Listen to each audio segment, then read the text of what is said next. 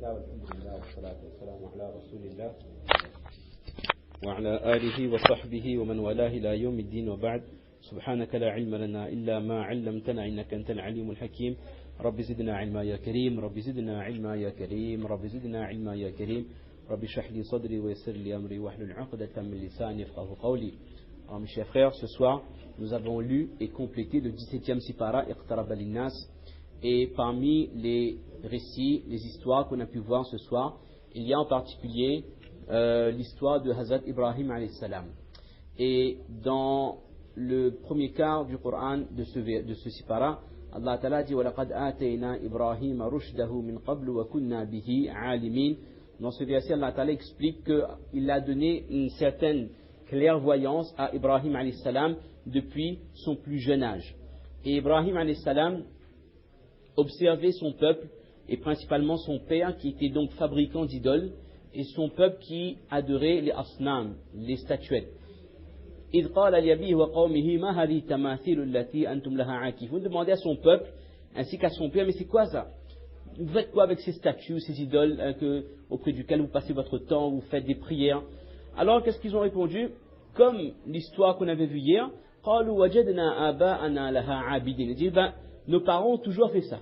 Nos parents, nos ancêtres, nos grands-parents, ils ont toujours ainsi agi de la sorte.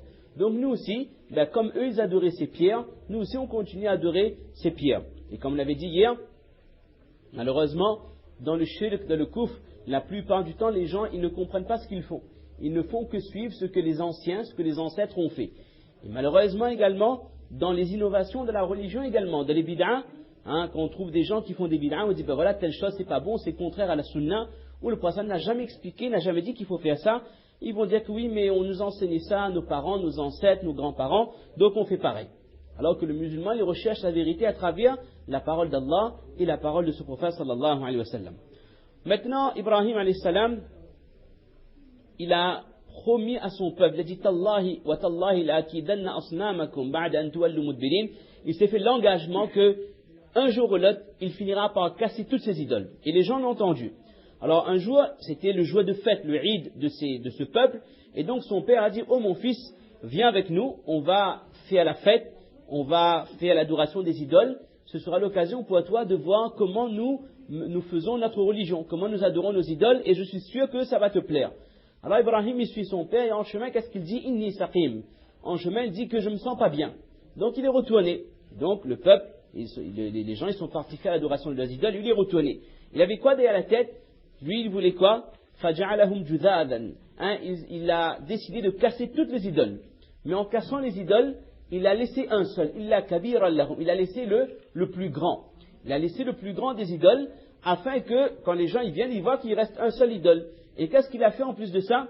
Il dit qu'il a accroché le marteau, bien la machette, il a mis dans le cou, fi yadi kabir, dans le bras du plus grand, de la plus grande des idoles, afin que les gens ils pensent que c'est l'idole qui a cassé. Alors maintenant, quand les gens ils reviennent, ils voient toutes les idoles qui ont été donc réduites en poussière, ils disent mais qui a osé faire ça? C'est vraiment quelqu'un d'injuste. Man fa'ala hadha bi alihatina. Alors quelqu'un dit que oui, il paraît, c'est un jeune homme qui s'appelle Ibrahim. Effectivement, dans les commentaires, il dit que Ibrahim alayhi salam à cette époque était très jeune.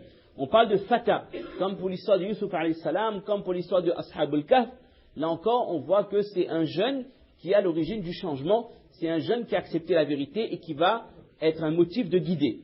Donc, ils disent donc, amenez Ibrahim alayhi salam, on va l'interroger.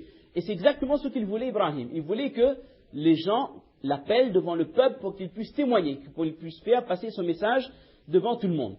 Et, petite parenthèse, Ibn Abbas dit que Allah Ta'ala a toujours envoyé des prophètes et c'était des jeunes. Également, voilà et la plupart des grands ulama, des grands savants, ils ont toujours eu la science lorsqu'ils étaient jeunes. Il dit que, fait comprendre que la jeunesse, c'est vraiment la force vive de l'islam. Donc si je ne me trompe pas, oui, dans certains commentaires, il me dit qu'Ibrahim alayhi salam était âgé de 16 ans. D'accord? Maintenant, voilà, il convoque Ibrahim alayhi salam pour qu'il l'interroge devant la population. Ils lui disent, Ibrahim, est-ce toi, en ce sens, qui a osé faire ça? Alors Ibrahim, il dit que, regardez, la hache est avec le grand, demandez au grand. Alors là, il commence à se gratter la tête, il réfléchit, il dit, ben écoute, c'est vrai qu'en apparence, c'est le grand qui est présent, c'est le seul qui est encore debout, il a la hache dans sa main droite, suspendue dans sa main, et qu'Ibrahim dit de le demander. Mais ils se sont dit, ben, mais il ne peut pas répondre lui de toute façon, comment on va le demander?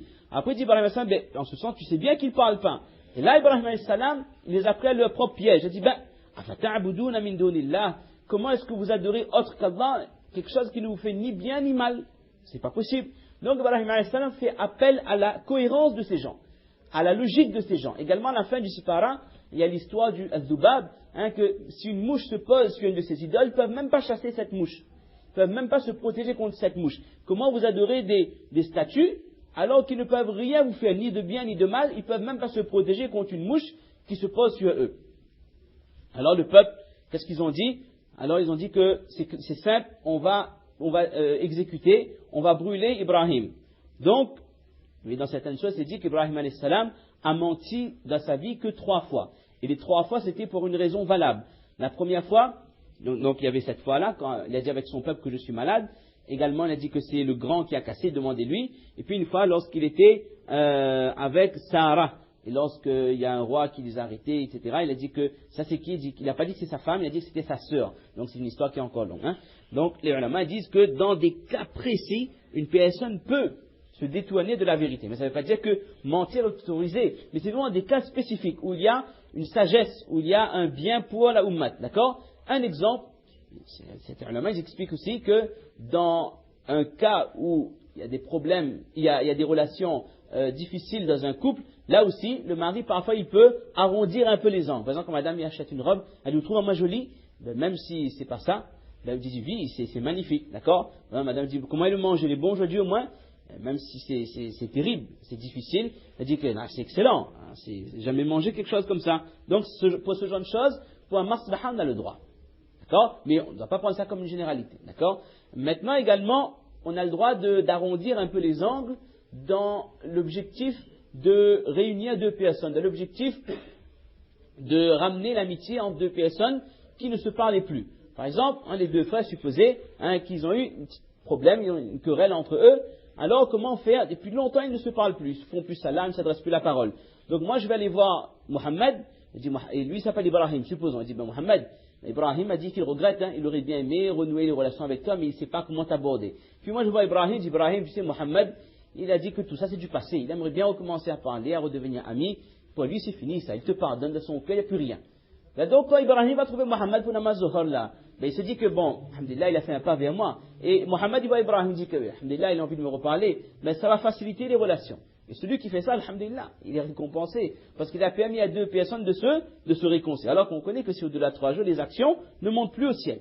D'accord? Donc, c'est pas une généralité, Le mensonge n'est pas autorisé. Ça, c'est des cas vraiment spécifiques. C'est au cas par cas. Donc, maintenant, le peuple décide de brûler, on va aller un peu plus vite, de brûler